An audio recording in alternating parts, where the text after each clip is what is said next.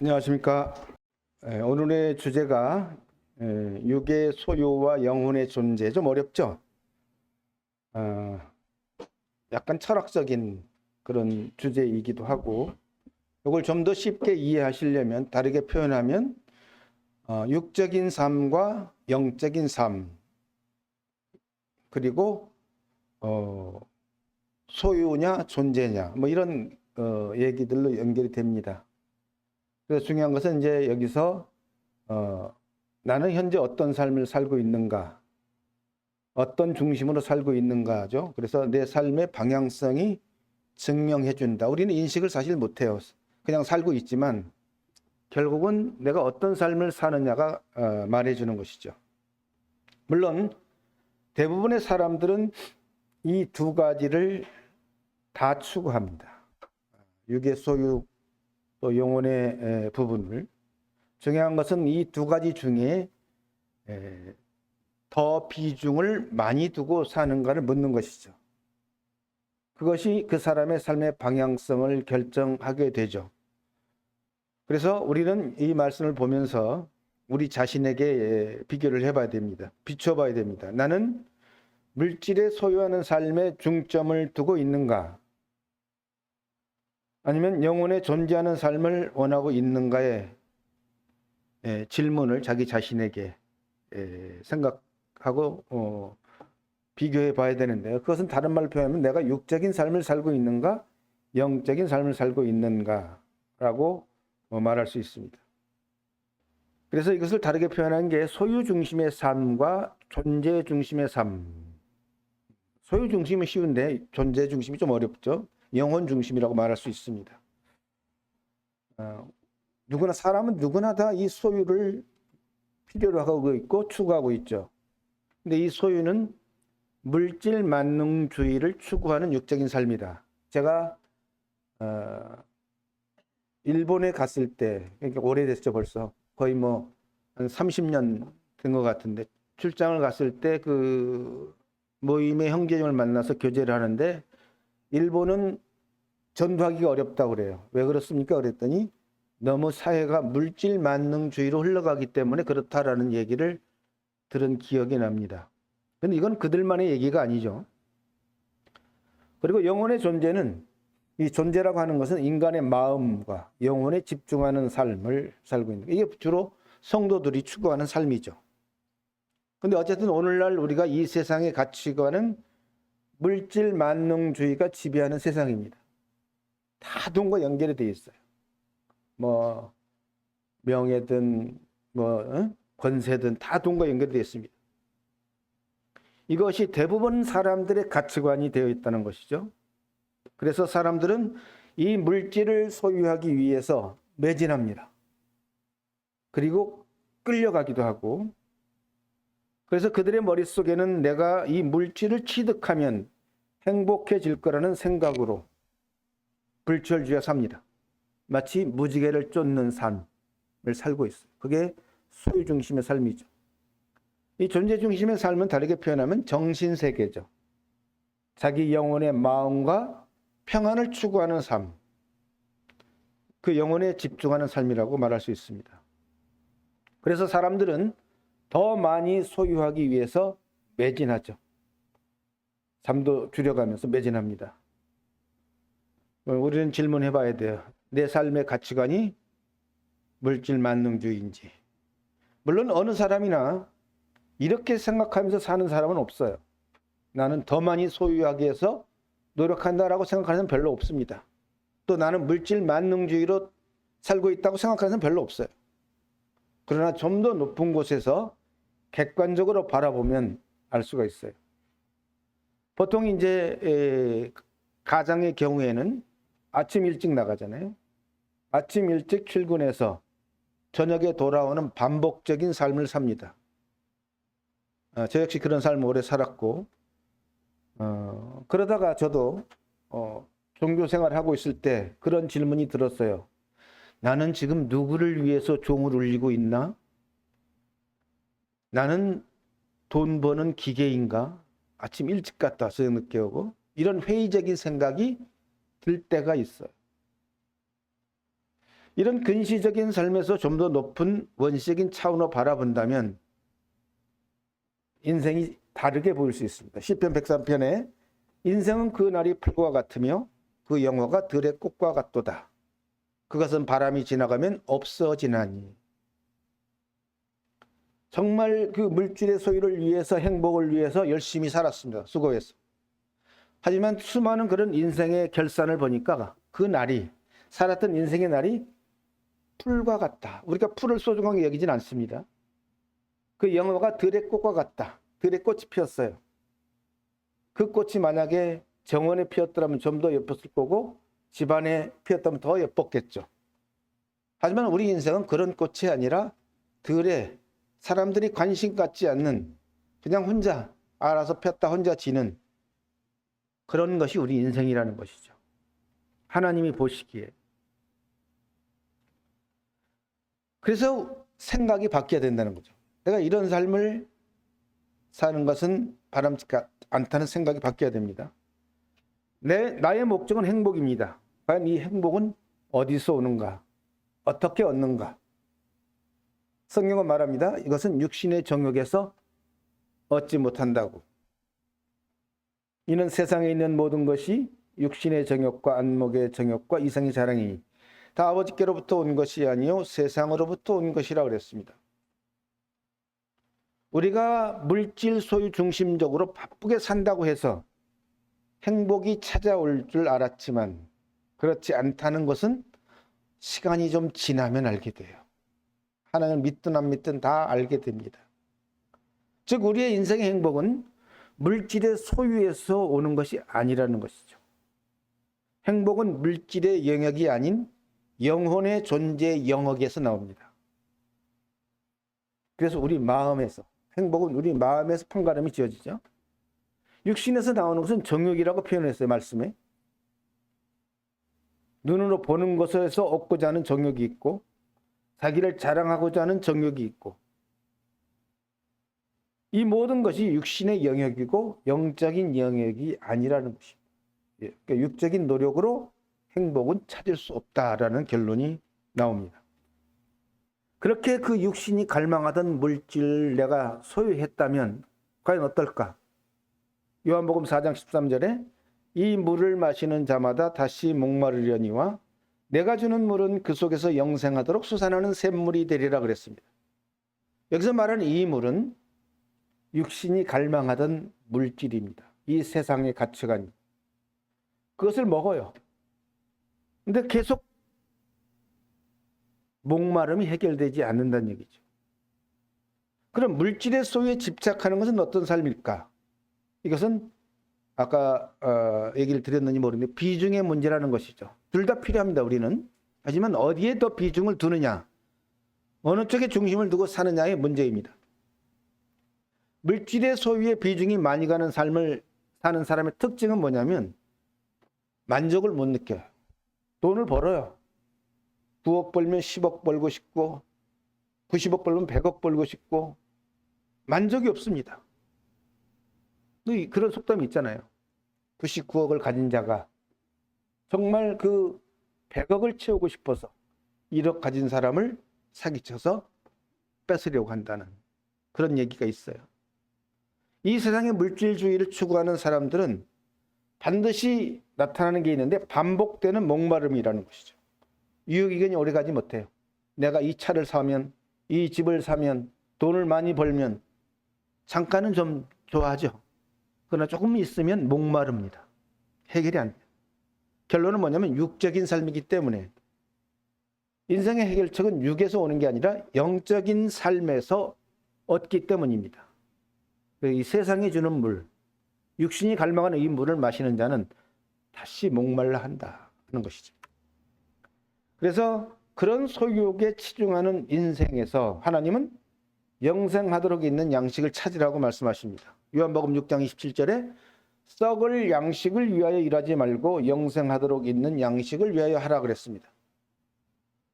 여기서 말하는 양식은 꼭 먹고 사는 것뿐만 아닙니다. 물질의 모든 부분을 다 포함한 대표적인 의미예요. 그래서 누군가 그런 얘기를 해서 소유하고 있는 것이란 동시에 언제라도 잃을 수 있는 것들이다. 아, 나는 이게 있고 저게 있고, 어? 그 소유하는 게 있잖아요. 중요한 게 이런 것들은 언제라도 잃을 수 있는 겁니다. 그게 사람이 됐든 물질이 됐든. 그 물질의 소유는 잠시만 머무르는 거예요. 나에게 잠시만 머무릅니다. 그러나 그것이 예측지 못한 시점에서 빠져나가요. 이 손가락 사이로 내가 잡긴 잡았지만 다 빠져나갑니다. 그게 썩어 없어지든지 빠져나가든지 그런 변화무쌍한 것입니다. 그래서 소유욕을 쫓아가는 인생을 무지개를 잡으려고 달리는 인생과도 같다고 말합니다. 무지개는 결국 잡히지 않습니다.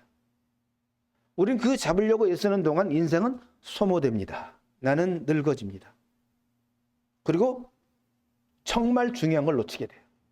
그렇죠? 우리는 동시에 에너지를 동시에 다 쓸 수가 없어요. 한 곳에 집중하면 한 곳은 소홀하게 돼 있어요. 놓치게 됩니다. 그래서 하나님은 썩을 양식을 위하여 일하지 말고 영생하도록 있는 양식, 바로 자기 영혼의 해결책을 찾으라고 합니다.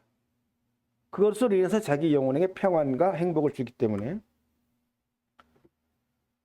그러나 이 땅에 많은 사람들은 부하려고 하죠. 디모데전서 6장 9절에 부하려 하는 자들은 시험과 올무와 여러 가지 어리석고 해로운 욕심에 떨어지나니 곧 사람으로 파멸과 멸망에 빠지게 하는 것이라. 누구나 인간의 마음의 속성에는 부하고 싶은 마음들이 있어요. 그게 성경에서 욕심의 구덩이라고 표현하기도 하죠. 그런데 그것이 결국은 사람을 해롭게 하는 결말을 초래한다는 것입니다. 나와 있잖아요, 말씀에. 시험에, 올무에 빠지고 해로운 욕심에 떨어진다. 그래서 우리는 우리의 인생을 해롭게 하는 것에 밀어넣으면 안 된다. 그것이 바로 부하려는 욕심의 구덩이인데요. 그 구덩이 속에 뭐가 들었냐? 시험과 올무가 들어있습니다. 자, 이 세상에서 우리가 살아갈 때 물질은 필수 불가결한 요소예요. 필요합니다. 우리는 물질이 필요해요. 벌어야 돼요. 그러나 그 물질의 욕구가 필요 이상을 과도하게 넘어설 때 그때부터 나쁜 영역으로 넘어가는 것입니다. 빠지는 거예요. 자기도 몰라요. 그래서 자신의 마음속에서 욕심의 정욕이 필요 이상으로 지배를 하면 그때부터 인생은 해롭게 됩니다. 그걸 망각해서는 안 된다는 것이죠. 그래서 하나님은 돈을 사랑함이 일만하게 뿌리가 된다라고 기록하고 있어요. 이것을 탐내는 자들은 미혹을 받아 믿음에서 떠나 많은 근심으로써 자기를 찔렀도다. 돈은 너무 중요하잖아요. 우리 인생이. 너무 필요한 것입니다. 근데 여기서 하나님은 돈을 필요 없다고 하지 않고 사랑하지 말라는 거예요. 돈은 필요하되 사랑하지 말아라. 만약 사랑한다면 1만 가지 악의 뿌리가 나올 수 있다. 여러 가지 종류의 뿌리가 나올 수 있다. 그리고 결론은 돈을 사랑하면 그 인생은 수고와 슬픔과 번민의 인생으로 마감되고 말 것입니다. 하나님 평가하는 인생은 수고와 슬픔뿐이라고 왜 하셨을까? 바로 사람들이 물질의 소유에 지배당하여 삶으로 인해서 생기는 폐해 현상입니다.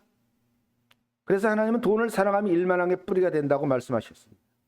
돈은 필요한 것이지만 잘 쓰면 좋지만 과도하게 돈을 사랑하면 수많은 악의 뿌리로 영향을 끼친다. 그래서 우리는 많이 소유하는 것이 아니라 적당히 소유하고 영혼을 풍요롭고 평안하게 사는 것이 더 중요하다는 것입니다.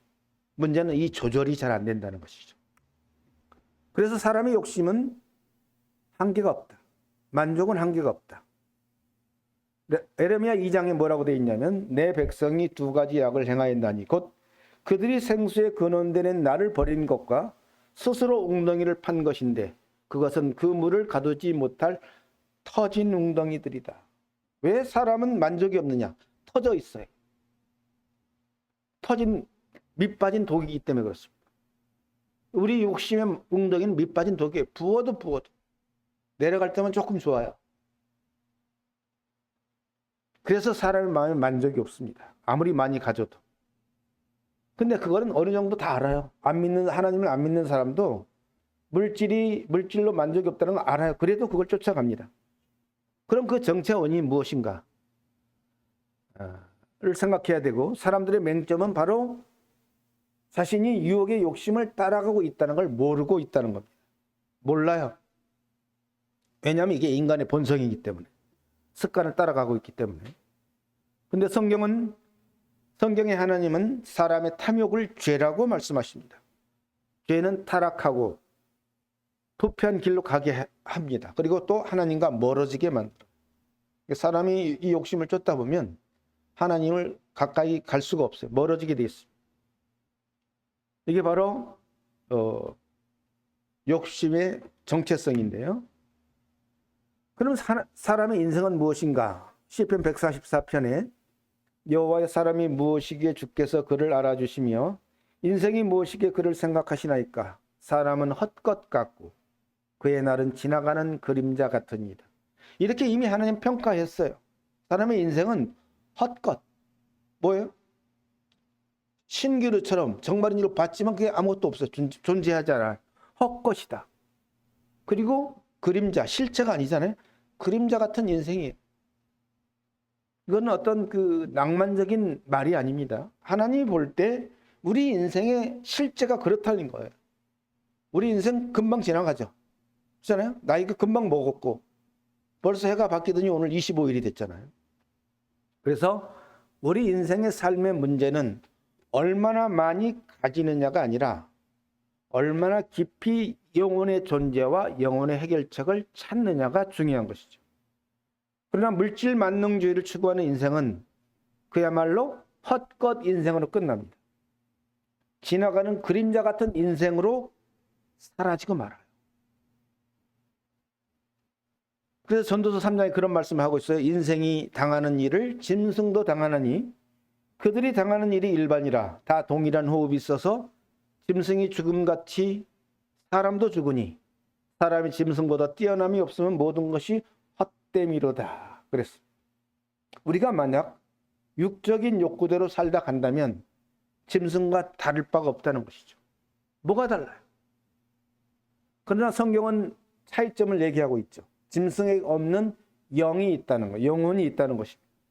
그래서 우리는 자신의 영혼의 존재를 알고 진리를 알아야 됩니다. 그러면 인생이 180도 바뀔 수가 있어요. 그리고 인생이 그림자가 아니라 실체 해결책을 찾을 수 있다는 것입니다. 모든 사람들이 먹고 사느라고 바빠요. 그런데 우리가 먹고 사는 것이 전부가 아니라는 것이죠.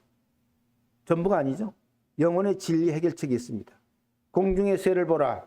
심지도 않고 거두지도 않고 창고에 모아들이지도 아니하되 너희 하늘 아버지께서 기르시나니 너희는 이것들보다 귀하지 아니하냐. 이 말씀을 자주 보면 그렇다고 일하지 말란 얘기가 아니에요. 직장 갖지 말란 얘기가 아닙니다. 그것이 전부인 것처럼 살지 말라는 것이죠. 육의 요구대로만 살지 말라는 것입니다. 우리들의 육체는 먹지 않거나 병에 걸리면 약해지고 죽어가는 연약한 존재입니다. 그래서 우리들은 먹을 것과 입을 것을 위해서 열심히 살아가고 있고 또 살아야 됩니다. 근데 여기서 우리가 한 단계 더 나아가서 생각해 봐야 되는 게 있는데 육체의 생명을 유지시키기 위해서 먹을 것을 주시는 분이 계시다는 것이죠. 하나님이 계시다는 것입니다. 지금 공중의 새에 비유를 했습니다. 이 지구상에 있는 새가 어마어마하게 많아요. 어마어마합니다. 과연 그들이 뭘 먹고 살까? 저도 궁금해요. 근데 살고 있잖아요. 하나님이 먹이시는 겁니다. 너희 하늘 아버지께서 기르시고 있다. 이런 새들도 기르는데 먹여 살리는데 하물며 너희일까 보냐. 너희는 이것들보다 귀하지 않나. 그런 얘기예요. 가만히 있으란 얘기가 아닙니다. 그분은 바로 조물주십니다. 천지를 창조하시고 지금도 천지를 운행하고 계시는 영이신 하나님. 만약 사람들이 이 하나님을 만난다면 영혼의 진리를 알고 해결책을 찾게 되는 것이죠. 인간의 육적인 물질의 소유는 일순간입니다. 그래서 시편 146편에 귀인들을 의지하지 말며 도울 힘이 없는 인생도 의지하지 말지니 그의 호흡이 끊어지면 흙으로 돌아가서 그날에 그의 생각이 소멸하리로다 그랬어요. 호흡이 끊어지면 내가 그동안 고생해서 모았던 물질, 좋은 차, 좋은 집, 예? 돈들이 없어지는 거예요. 내 것이 안 됩니다. 일시적으로만 있는 거예요. 일순간이에요. 물질의 소유는. 그럼 내가 평생 모았던 그 모든 것들이 내가 죽는다면 다른 사람의 것으로 바뀌죠. 성경에 그게 나오죠.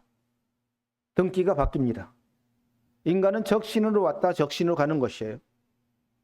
하지만 이 몸은 죽어 없어져도 남는 게 하나 있습니다.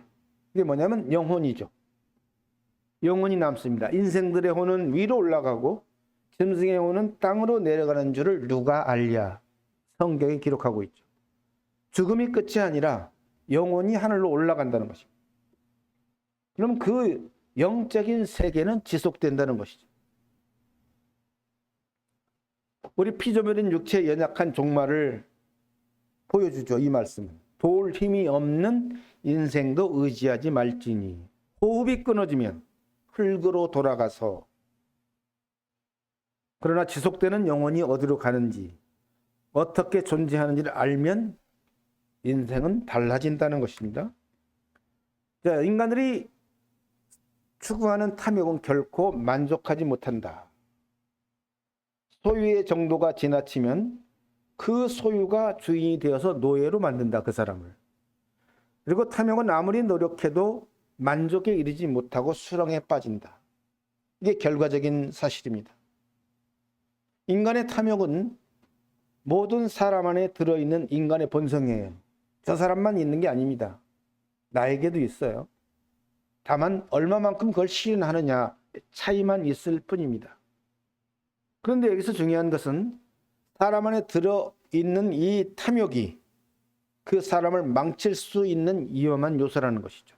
전도서 7장에 탐욕이 지혜자를 우매하게 하고 뇌물이 사람의 명철을 망하게 하느니라.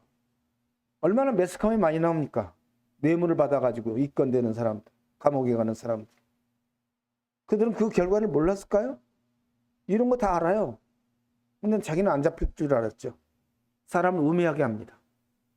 명철을 망하게 하는 거예요. 이러한 소유를 추구하는 탐욕이 그 사람을 우매하게 하고 명철을 망하게 할 뿐 아니라 하나님께서는 이 탐욕을 죄라고 규명하고 있습니다. 그리고 심판하신다 그랬습니다.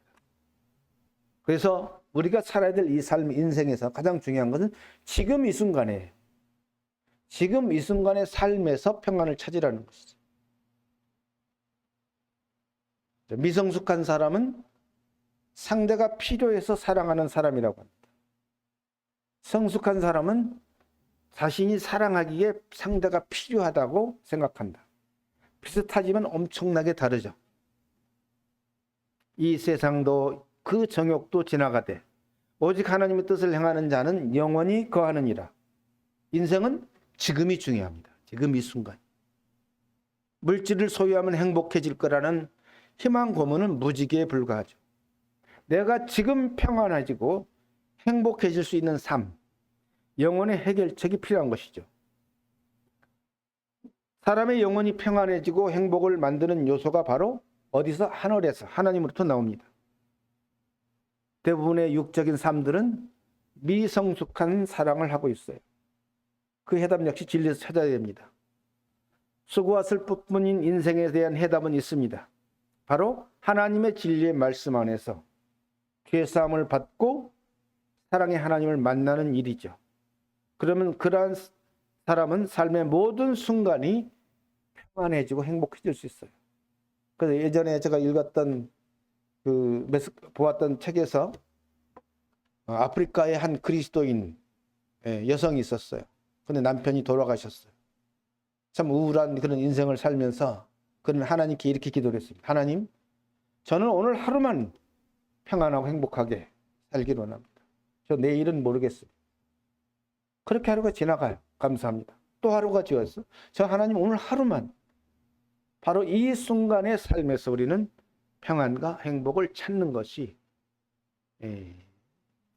중요하다 하는 것을 볼 수 있습니다. 근데 만약 사람들이 나의 삶이 오늘이 마지막이라면, 여러분들 어떻습니까? 내가 오늘 생명의 끝날이라면, 오늘 밤에 하나님이 나를 데려가신다고 결정이 됐다면 어떻게 살까요? 달라질 겁니다. 우리 모두는 달라질 거예요. 인생에서 진정으로 유익한 것이 무엇인지 달라질 겁니다. 가치관이. 육적인 것만을 중시하는 인생의 결말은 헛된 인생이라고 말합니다. 사람들이 갖고 싶어하는 모든 것을 다 가진 사람이 있어요. 누굽니까? 솔로몬 왕. 그는 부와 명예와 권력을 다 가진 분입니다. 그런데 그분이 성경에 뭐라고 기록했냐면 인생은 헛되고 헛되다라고 기록하고 있어요. 그분은 뭘 깨달았죠? 알았습니다. 두 손에 가득하고 수고하며 바람을 잡는 것보다 한 손에만 가득하고 평온함이 더 나으니라. 전도서 4장에 평온함이 더 낫다. 육적으로 두 손에 가득하고 그게 있지만 결국 바람을 잡는 거라는 거죠. 결론이. 물질의 소유라는 것은 내 손에 있는 것과 같다가도 언젠가 빠져나갑니다.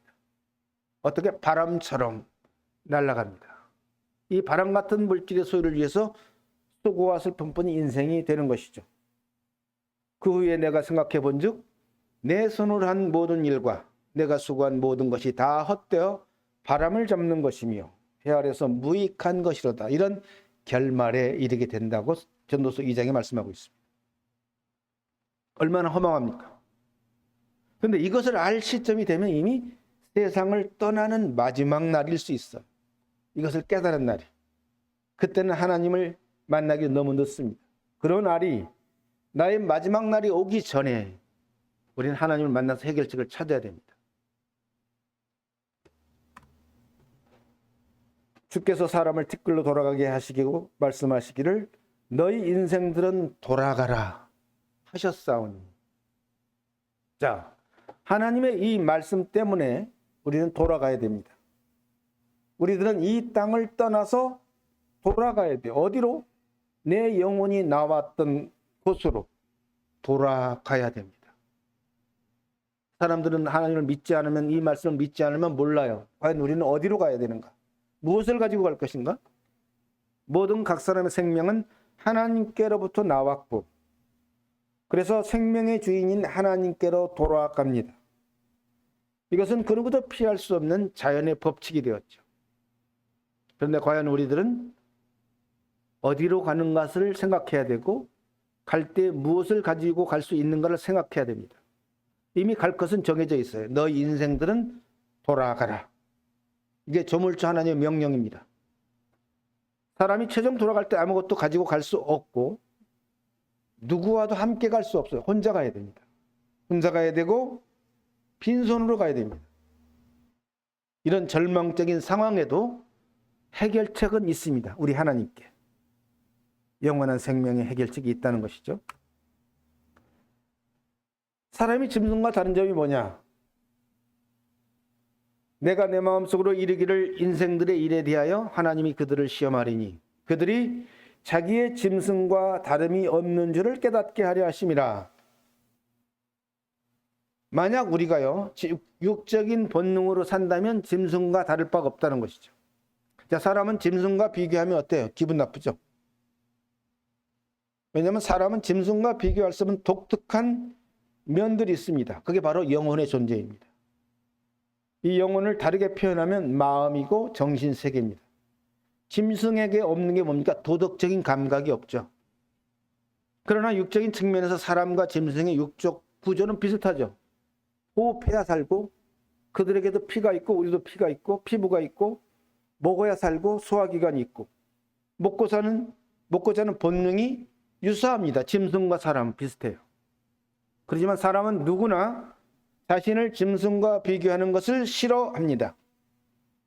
그만큼 사람은 월등한 존재이기 때문에. 그런데 사람이 육적 본능으로 소유와 탐욕으로만 산다면 짐승과 별 차이가 없다는 거예요. 바로 이러한 부분에서 깨어나서 영적인 부분을 우리는 찾아야 된다는 것이죠. 우린 짐승과 다르다. 하나님이 이르시되 어리석은 자여 오늘 밤에 내 영혼을 도로 찾으리니 그러면 내 준비한 것이 누구의 것이 되겠느냐 하셨으니 누가복음 12장에 생명의 주인이 오늘 밤에 데려가면 내가 그동안 수고해서 얻은 물질은 누구의 것이 되냐? 그런 질문을 합니다. 인생의 삶에서 물질의 소유는 매우 필요한 요소입니다.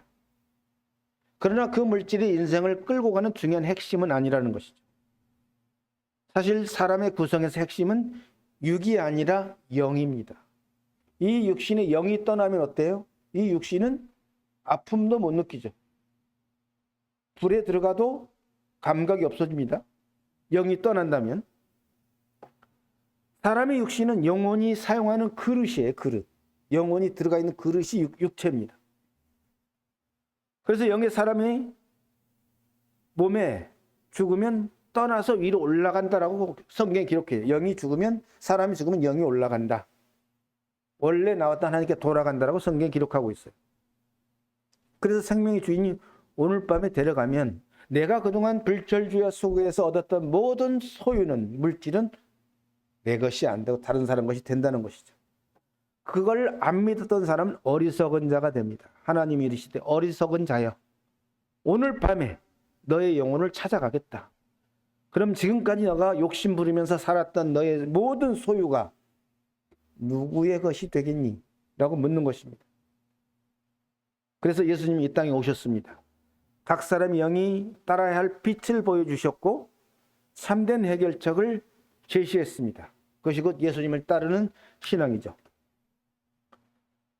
요한복음 8장 32절에 진리를 알지니 진리가 너희를 자유롭게 하리라 그랬습니다. 육신의 욕구를 넘어서는 자유가 있다는 것이죠. 그걸 넘어서게 되면 해방되고, 육으로부터 해방되고 평안하고 행복한 삶이 주어진다는 것입니다. 이건 진리를 알아야 됩니다. 그 진리를 알 때 우리는 자유롭게 되는 것이죠. 사람들은 육신이 요구하는 소유욕에 대한 압박과 지배를 받고 있습니다. 그러다 보니까 영에 대한 관심이 없어요. 해결책도 모릅니다. 그래서 그냥 남들처럼 본능적으로 살아가면서 수고와 슬픔뿐인 인생을 끝마치는 것이죠. 그러나 하나님은 분명한 해결책을 갖고 계십니다. 우리에게 알려주십니다. 진리를 알지니 진리가 너희를 그런 육의 본능에서 자유롭게 할 것이다. 이 진리는 예수님이고 이 진리는 예수님의 말씀입니다.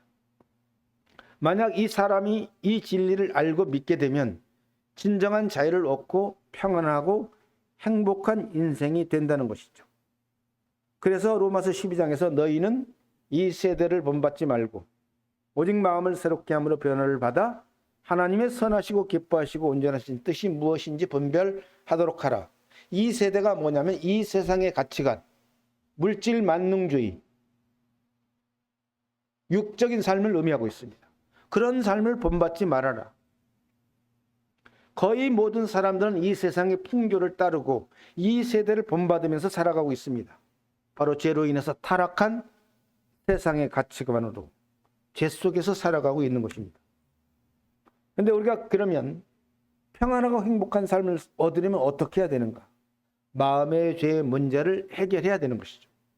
심령이 가난한 자는 복이 있나니 천국이 그들의 것이며, 마태복음 5장에 마음이 청결한 자는 복이 있나니 그들이 하나님을 볼 것이며, 사람의 마음은 곧 자기 영혼의 집이라고 할 수 있습니다. 이 집에 하나님이 싫어하시는 죄가 들어있다면 이 집은 평안할 수가 없고 행복해질 수가 없습니다. 그걸 아시고 예수님이 바로 이 마음속의 죄의 문제를 해결하기 위해서 이 땅에 메시아로, 즉 구원자로 오신 것입니다. 심령의 가난함은 물질의 소유로 채워지지 않아요. 영혼의 갈증을 표현하는 것입니다. 그렇게 심령의 가난한 사람은 하나님을 찾고 구원자를 만나게 되어 있습니다. 그래서 그리스도 예수를 만남으로 인해서 마음의 죄가 해결되면 그때부터 마음이 청결해집니다. 그러면 하나님이 청결해진 그 사람의 마음에 들어가고 하나님의 나라가 임했다라고 표현하죠. 그래서 하나님을 믿음으로 보게 되고 하늘의 축복을 누릴 수 있는 자가 되는 것이죠. 오늘의 주제는 이 육의 소유와 영혼의 존재. 예수님 말씀하셨습니다. 이르시되 내게는 너희가 알지 못하는 먹을 양식이 있느니라. 육의 소유는 이 세상을 살면서 필요한 요소입니다. 하지만 그것만으로 사람이 행복해지지 않고 인생 해결책을 얻을 수가 없다. 예수님이 여기서 말씀하시는 너희가 알지 못하는 먹을 양식이 바로 영생을 얻는 영혼의 구원, 하나님을 만나는 일입니다. 요한복음 6장에 썩는 양식을 위하여 일하지 말고 영생하도록 있는 양식을 위하여 하라. 이 양식은 인자가 너희에게 주리니, 인자는 아버지 하나님의 인치신 자니라. 여기서 인자가 주리니, 인자는 곧 메시아를 의미합니다. 즉 구원자로 오신 예수님을 지칭하고 있어요. 자, 누구도 한 번은 죽어야 합니다. 모든 사람. 그래서 그 영혼이 왔던 곳으로 돌아가야 합니다. 이게 법칙이에요. 하나님을 믿든 안 믿든. 문제는 이것이 끝이 아니라 또 다른 세계의 시작이라고 하는 것입니다. 그걸 알아야 됩니다. 하나님 그걸 말씀하십니다. 그래서 예수님이 이 땅에 오셨습니다. 그냥 오신 게 아니고 구원자로 오셨고, 모든 사람은 이 예수님을 구원자로 영접하고 만나야만 됩니다. 모든 불가지론자, 모든 무종교자와 또는 종교 생활을 하는 것과 상관없이 예수를 만나야 돼요. 나는 교회를 다니니까, 절에 다니니까, 종교 생활하니까 상관없습니다. 무조건 예수를 만나야만 됩니다. 만약 이러한 명쾌한 해답을 찾지 못한다면 반드시 후회하는 날이 옵니다. 그날이 언제인 줄 아십니까? 바로 죽는 날. 그날이요. 모든 소유를 뒤로하고 적신으로 돌아가는 인생의 마지막 날입니다. 이 말씀을 듣는 모든 사람들이 하나님이 주실 수 있는 영생하도록 있는 영혼의 양식을 받기를 바랍니다. 기도하겠습니다. 천지의 주제가 되시는 하나님 아버지, 하나님께서 맨 처음 아담과 하와를 만드실 때 하나님을 닮은 꼴로 만드셨고, 또 그 사람들이 살 수 있는 모든 환경을 만들어 주셨습니다. 그러나 인간의 죄가 들어옴으로 인해서 타락한 세상을 살게 되었고, 지금도 이 세상은 참 물질 만능주의를 추구하게 하고, 마치 물질을 소유하는 것이 참 성공하고 행복한 인생이 되는 것으로 착각하게 하고 있습니다. 많은 사람들이 지금도 그 물질의 노예가 돼서 돈을 사랑함으로 살아가는 수많은 사람들이 있고, 이것이 바로 인간의 본능 안에, 속성 안에 있음을 또한 봅니다. 오늘의 이 말씀을 듣는 모든 사람들이 참 육의 소유가 전부가 아니라 영혼의 해결책을 찾아야 된다고 하는 사실을 깨닫고, 진리를 통해서 그 진리를 알고 참된 자유를 누릴 수 있기를 원하며, 그 진리를 통해서 예수를 만나 영원한 생명을 얻기를 원합니다. 우리 주 예수님의 이름으로 기도드립니다. 아멘.